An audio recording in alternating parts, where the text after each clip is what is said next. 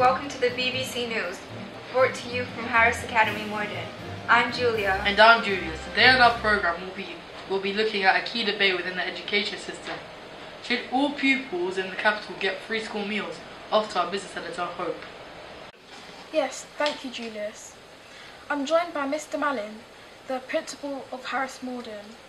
Thank you for coming in this morning, Mr. Mallin. Thank you very much for inviting me to talk about such an important issue.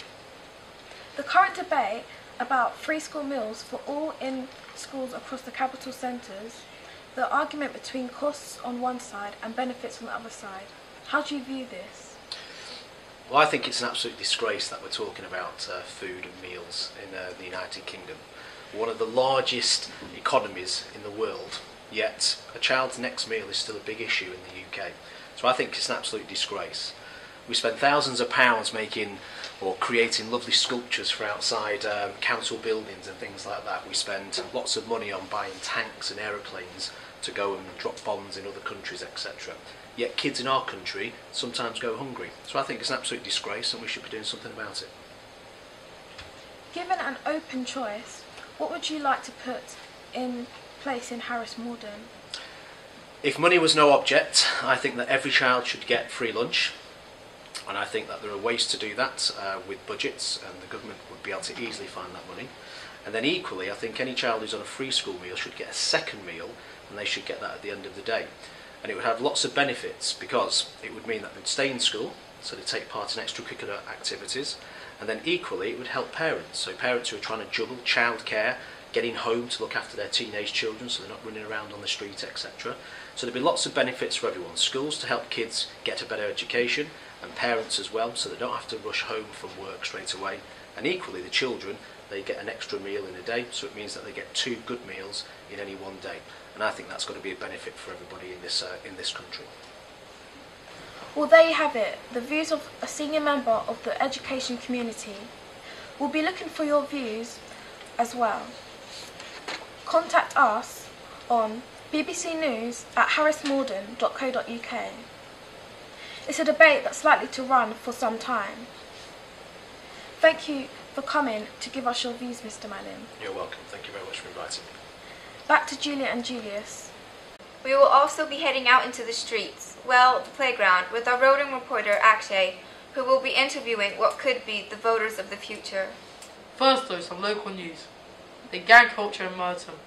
The safety of the community. Brittany has the news. My name is Brittany Grant and I am here with the local Sutton, Wandsworth and Merton news. This week, a man convicted of murdering Stephen Lawrence has dropped his appeal. Gary Dobson was convicted of the Elton murder in 1993. He was given a life sentence. Mr. Justice Tracy commented, "A totally innocent 18-year-old youth was brutally cut down in the street in front of eyewitnesses by a racist, thuggish gang. In 20 years, have our streets become any safer?" Local shootings and stabbings are a danger many residents in London live their lives in fear of. I am joined by our local MP, Hannah Wilson, to find out how these issues are affecting our local area. Hannah Wilson, how safe do you think our borough really is?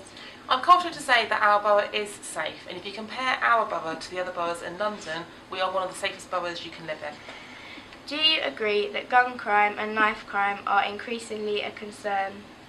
Yes, it is a concern. There are additional reports on a weekly basis, but we are dealing with them and making sure that our streets are safe. How can you reassure the local community that the local police are addressing this issue? The local police are addressing this issue in different ways. We are allocating additional budget to the area to get additional police on the streets. Also, we now have a Safer Schools police officer in every local school, and the knife archers visit the schools on rotation. Thank you for your contributions. Now over to Alex for the statistics on this issue.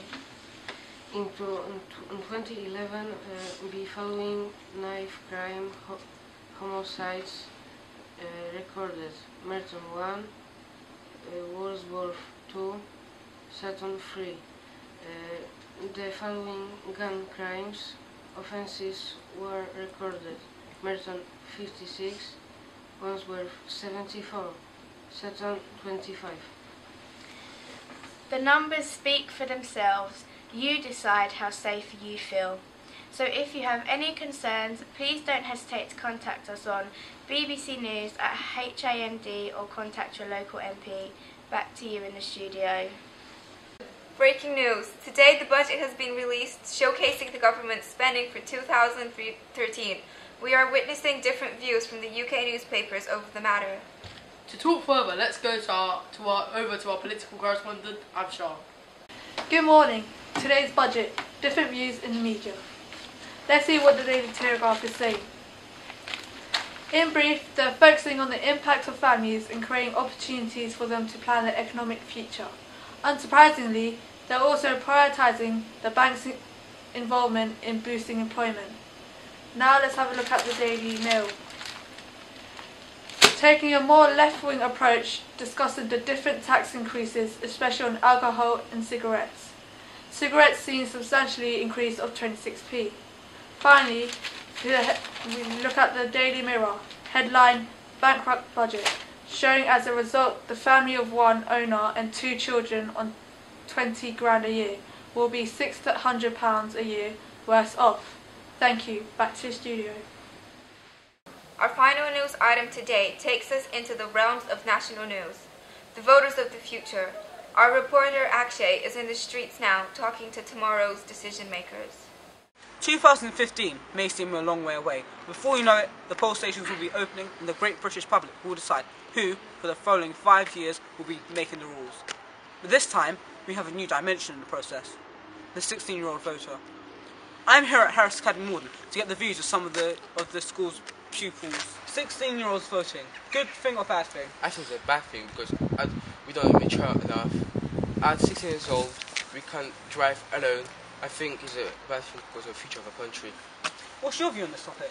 I agree with voting at 16 because at that age I think we'll be very mature and we have the responsibility to make the decision for our future. Well, in a somewhat interesting spot on the gender lines, particularly interesting when one thinks back to the 1918 Reform Bill, where females were first given the vote.